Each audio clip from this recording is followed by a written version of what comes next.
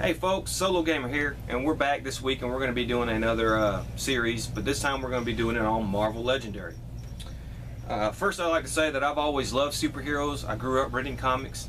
I did prefer the Marvel comics as opposed to DC. So I just love superheroes. I haven't read comics in a while though. I kind of think they've gone to garbage. You know, stuff like Spider-Man actually being Dr. Octopus, and Ghost Rider now is going to be some guy from East LA riding a lowrider, and Miss Marvel being some teenage Muslim girls. Just kind of political correctness has just killed comics. Thank God for the movies like the Avengers and, you know, the Marvel movies. So I've always wanted a good board game about superheroes. I mean, who doesn't? If you love superheroes, you've always wanted a good board game. But there's just not that many board games out there that have good superheroes. You know, there's Sentinels of the Multiverse. That's a good card game that gets rave reviews. But there's no board game. And I don't play card games. I don't like card games, never have, you know. So it's just hard for me to find something that has to do with superheroes and play board games. But then Marvel Legendary came out. Now at first, you know, I thought it was just a card game, but I found out that it was a hybrid between a card and a board game. It has a board, you play the cards on the board, and I looked on Dice Tower Review and they gave it good reviews. So then I said, well, let me take a little more look into it and see who publishes it and what we can do about it, and you know, what they're going to do about it, and see where it goes from there. And they're published by Upper Deck. Now Upper Deck does not have a good track record with a lot of fans. They tend to come out with a product, comes out for a little bit, and then they just abandon it to just die and wither on the vine. I'm not going to invest money in some product that's not going to be around 6 to 8 months later, and they're not going to support. So I saw an interview at Gen Con or something like that with one of the with the man behind Legendary, the main guy. I cannot remember his name. I'm sorry, I can't. But anybody can find it if they look for it on the internet. And he acknowledged, first thing he did was he acknowledged that Upper Deck has had a bad track record. And then he also showed a lot of passion for this game. He's very enthusiastic about it and promised that they're going to support this and they're in it for a long haul. And he convinced me. So I went and I invested the money and I went and I bought Marvel Legendary. And here's the base set for Marvel Legendary. You get a ton of stuff with this. You get a whole bunch of cards, you get a board, and you get a fun game. When I got this game, I didn't have the greatest expectations for it, I gotta be honest. But after I played it, I had a lot of fun. This game is a lot of fun.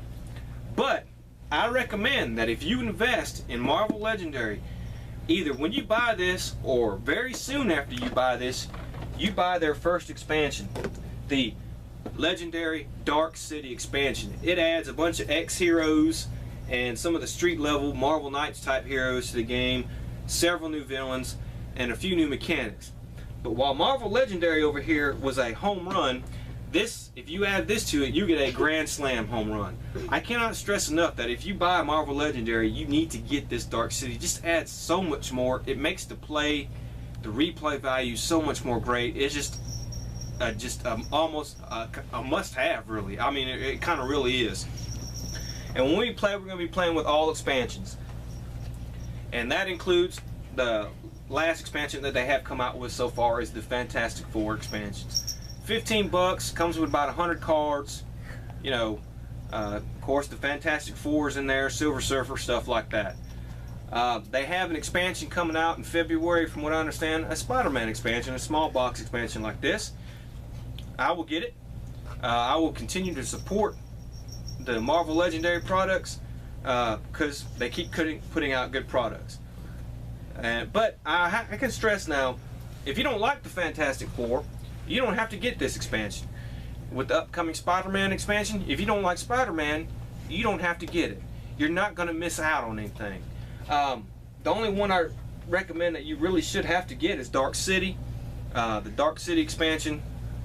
But on these small boxes, if you don't like the heroes with them, you don't have to get them because they don't add much. I think like this one adds maybe 1 or 2 new mechanics. That's it, and a bunch of hero, you know, 100 cards that come with it. So we're going to go through, we're going to set up the board, we're going to set up the gameplay, and we're going to go over some of the rules when we get back. Alright, so we're back, and the board is set, and as you can see, the board is a nice sized board for a card game. And I just wanted to let you know that I picked all my heroes, my villain, my schemes, all that at random. And the heroes I picked were Black Widow, the Angel, and Blade. Somehow I got stuck with the lower end of the alphabet.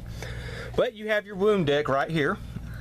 It's very simple. You see how they got a space for you to put it at, wounds.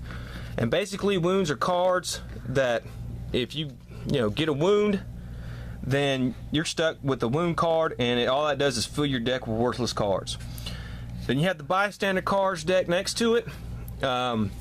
Bystanders are usually hostages taken by the villains. Some bystanders have a special ability you get if you rescue them. Bystanders really are mostly for the competitive aspect of the game. This game you can play it solo, and they do have solo rules, but if you're playing with a bunch of other people, it's sort of cooperative / competitive. I mean, you want to be the first one, you want to beat the villain, and y'all both want to team up to beat the villain, but the one who beats, when the game's over, the one who has the most points usually wins. And so if you're playing solo, that doesn't really have much of an effect. But if you're playing competitive, that could come into play. And you have your villain deck right here. And then you have your hero deck right here. And this hero deck is stacked with cards for the Black Widow, Angel, and Blade. And what you're going to do is when you start the game, you're going to take 5 cards from the deck and place them right here in the 5 little spaces. And that's going to be where you recruit your heroes from. You have your KO box. When any hero or villain gets KO'd, you put them there. You have your escape villains, and when the villains escape from the city, they'll go over here. And how does a villain escape from the city? Well, the first time you flip, first thing you do in this game is you're going to flip over a villain card, and if it's a villain, then he's going to go put there. Next turn, you're going to flip over another villain, and if it's another villain, you're going to move the card here and then put that villain there. And so as you can see, eventually this board right here, the spaces can fill up with villains, and when one villain, when they can't hold anymore, the villain goes in the escape pile and escapes. You have your shield officer, which is basically Murray Hill, and a deck right here that you can buy for 3 recruit points. You have your mastermind, and which in this game, our mastermind is Apocalypse. He is one of the I kind of actually think he's the hardest villain to beat in all the expansions. It's kind of realistic. Apocalypse is a badass. He's pretty cool, and so there's a good chance we're not going to win this one. The scheme we're going to play is Capture Baby Hope. It's another bit of a hard scheme. And basically the way it's going to be like this. You're going to set up 8 twists. There's these scheme twist cards that look just like that. You put 8 of those twists in the villain deck. Put a token on this scheme to represent the Baby Hope Summers, which is what we're going to do. When you draw a scheme twist from the villain deck, one of these cards right here, if a villain has the baby, that villain escapes. Otherwise, the baby is captured by the closest villain to the villain deck. If there are no villains, do nothing. Okay. Special rules. The villain with the baby gets +4 fight. Now, you see these little slash marks right here. Those are fight. See if I can get that little focus there. So a villain will get +4 fight. If you defeat the villain and rescue the baby to your victory pile until the next twist. The baby is worth 6 at the end of the games. That's where you count points and stuff like that. If the villain escapes with the baby, stack a twist next to the mastermind and return the baby to this scheme card. Now, Apocalypse wins when there are 3 twists stacked next to the mastermind. Excuse me. So basically what's going to happen is every time a twist card comes out, a scheme twist card comes out, we're going to take that token and put it on a villain closest to the villain deck here. That guy escapes with the villain. you're going to take that Scheme Twist card and put it next to Apocalypse. There are ever 3 of them there, then Apocalypse wins. Okay? You can stop them from escaping by trying to defeat the villain that has the baby before he escapes. Now Apocalypse here, he always leads the 4 horsemen. So we put the 4 horsemen villains in the villain deck. And we also have the, I want to say the Sentinels in the villain deck too. And the 4 horsemen villains get +2 to fight. Apocalypse wins. Besides regular winning for this, he also wins if famine, pestilence, war, and death have escaped. So if all 4 of those guys escape the city, he wins. So he can win 2 ways.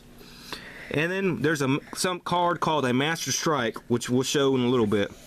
But when a Master Strike card is played, each player reveals their hand and puts all their heroes that cost 1 point or more on top of the deck. In order to beat Apocalypse, you got to get 12 points of damage on him. He has a 12 fight. Every time you beat him, you take one of his tactic cards, which he has 4 of, out from underneath him.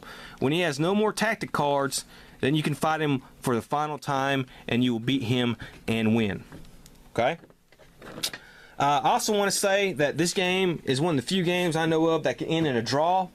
If the villain deck runs out and Apocalypse hasn't won yet, and you haven't won yet, then the game ends in a draw. You start the game with 4 Shield Trooper cards, which are these cards right here, and 8 Shield Agent cards. Okay? So that's how you start the game. You start that game with 4 Shield Troopers, 8 Shield Agents. The Shield Agent has a star by it, right here. And he has a 1 in that star. It has a recruit point. Anytime a star comes up, a star on a card, that's a recruit point. So he has 1 recruit point.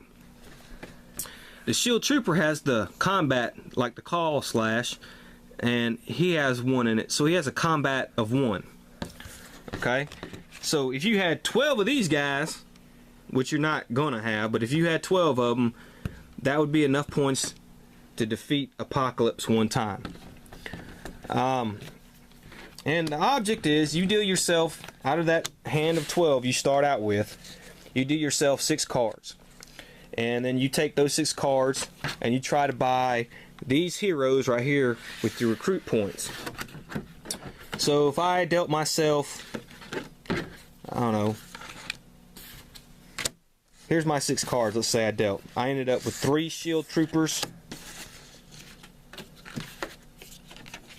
or no, 2 Shield Troopers and 4 Shield Agents. Okay, I would have 4 recruit points. Well, I could buy the Black Widow here because she costs 3 recruit points. That's how much she cost. I could buy this Blade here. He costs 3 recruit points. I could buy this Angel here. He costs 3 recruit points. And I could buy this Black Widow here because she costs 4 recruit points. So what I would do is I would take my 4 cards, my 4 Shield Trooper cards here. I would put them in my discard pile over here. And I would spend my 4 recruit points to buy this Black Widow. Put her in my discard pile. Now, I couldn't fight anybody with these because there's no villain out there yet. But let's say there was. Let's say there was a villain out there. I don't know any villain that costs 2 to beat. So I wouldn't have enough, so I'd put them in my discard pile. And then I would take my other 6 cards and deal myself those cards and keep on. And you'll see how it works as we play. How that works.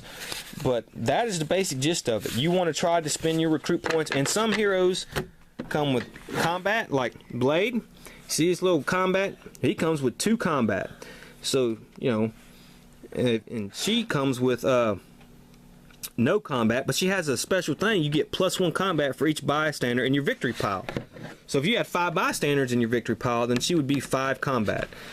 And the object is to, you know, take those cards in your hand of 6 to have enough fight points to either beat a villain that's here or try to build enough to beat Apocalypse at 12, and have enough recruit points to keep recruiting heroes and build your deck. You want to try to avoid getting wounds because those wound cards will get in your deck and they'll clutter it up. bystanders you don't keep in your deck, you get them in your victory pile. When you beat a villain, you put them in your victory pile, and that kind of stuff.